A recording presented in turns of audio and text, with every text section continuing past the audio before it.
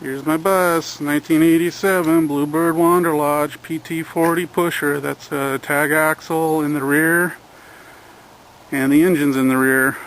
Air suspension is in the up position for travel, so it's a little higher than it would be normally sitting at home.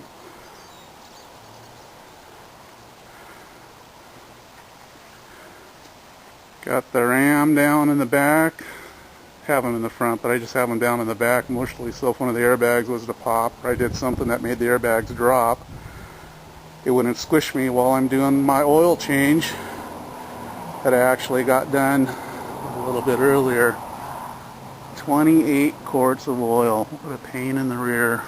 And you always spill it on the bottom, and when you're adding into the engine compartment, right there, you can't help but spill. Has to be a straight weight 40 weight oil designed for two-stroke engines, or you're ruining your engine. Don't think you can get away with like the 1540s, something like that you might use on your Dodge or something like that. Big ass radiator, 117 quarts or 26 gallons or something like that, whatever that adds up to be. That's how this thing can make its 450 horsepower and do it sustained, unlike a Dodge with the radiator that's 1/6 the size of that, or a Power Stroke. Batteries are really ugly. I started this up just a few minutes ago and it didn't really want to turn over, and that's probably why. That stuff wasn't there 6 months ago when I cleaned it last. It comes back remarkably fast, but it is a short to ground, and I've done a lot on the ground on this thing. You can see I got that grounding bus bar that of course came with it new. That goes all the way to the front of the bus, but I've added a lot of grounding points to this thing so that it'll turn the engine over better. This thing is actually a lot of fun to drive. I had a front pusher and that wasn't nearly so fun to drive. It was much more stressful. This thing's pretty easy. It keeps up with traffic, no problem, so on and so forth. Heavy duty.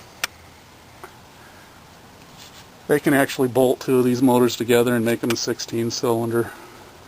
This one's an 8-cylinder V configuration. It'd be 475 horsepower, but it's California emissions, which means it has a throttle delay. When you punch it at the line, it kind of revs up slowly rather than just immediately starting to go. Then it takes off pretty fast. I've read that you can do a full supercharger, not the bypass.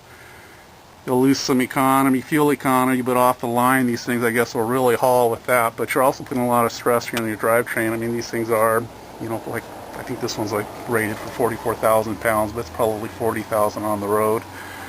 300 gallons of diesel, 100 gallons of waste, 100 gallons gray water, 100 gallons plus of fresh water.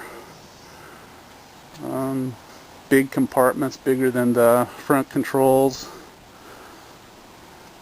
This one has the 12.5 kilowatt Kohler generator that pops out of the front. You would never know it was there unless you actually push the button, sent it out. And the voltage regulators on them die fairly often, so if you see one on eBay, buy it, because you're going to eventually need one for yours. This bus is a lot of fun, and it's great for it's not great for job sites as far as parking if you're a construction worker like I've been, but when you do find a place to park, you can at least be comfortable. In a pickup camper, you're either laying down or sitting straight up, and it's just, you're freezing your ass off a lot of the times. You may have only one way to make heat, too, if you got power to plug into. This thing's got all kinds of methods to make heat. Engine heat, radiant heat system throughout the bus, electrical heaters, a whole bunch of electric heaters, a whole bunch of propane heaters, 3 propanes, air conditioners, all heat straps, on and on. So you can have systems die on this thing and still be relatively comfortable, even if you're where the tourists have long left because of the weather, and I've been there before. So anyway, this is a Detroit diesel 8V92TA, turbo after cooled. Turbo is on the top there. Below it is the supercharger. Supercharger basically keeps the engine running at idle. It's a bypass blower, so the turbo will eventually just blow straight through it. You can see it's got a, this is the power steering fluid reservoir. Little pump in front of it for the radiant heat system that's throughout the bus. And a radiator that is probably 6 or 8 times larger than what was in my Dodge Cummins turbo diesel truck.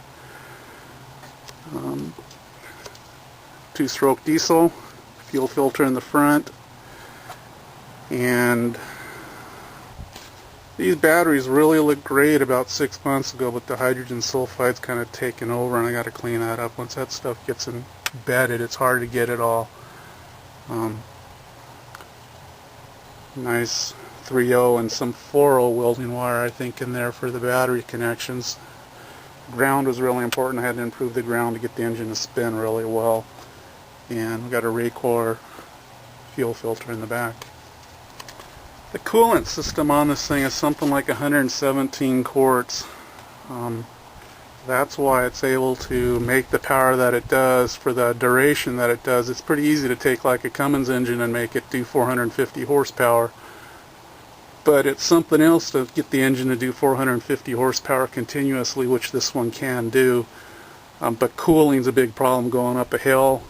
Eventually, even with something like 26 gallons of coolant, you're gonna start getting hot. And when it gets really hot, the oil starts getting really thin.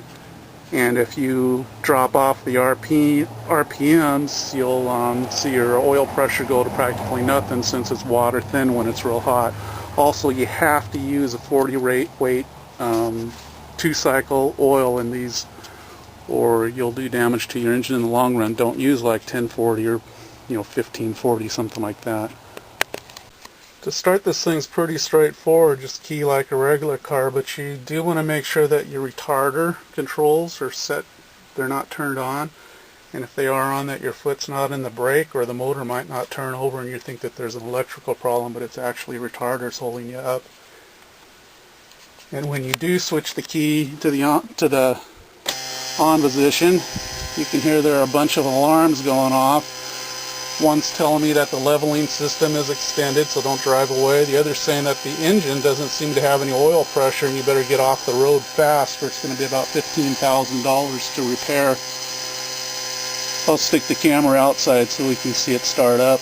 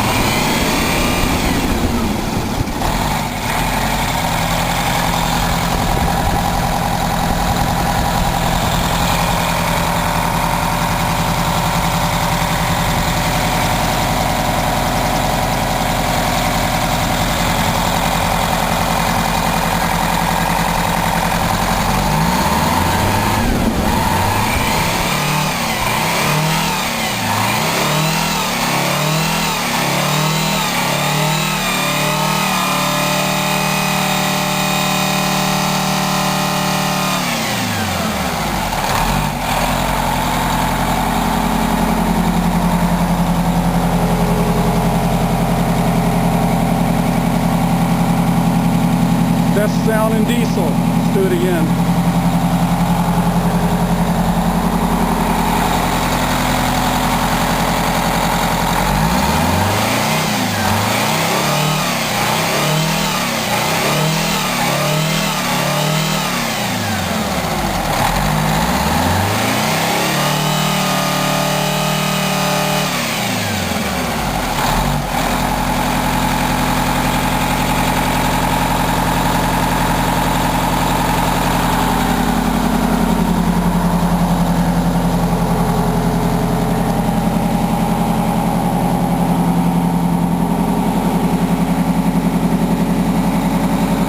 I'd apologize to the neighbors, but their stinking tree fell on it, so they gotta live with the noise.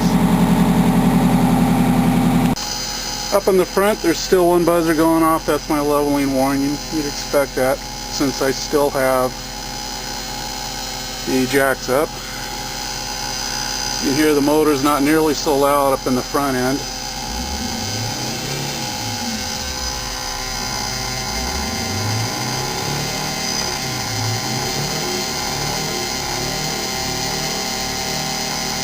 That's the governor limit right there.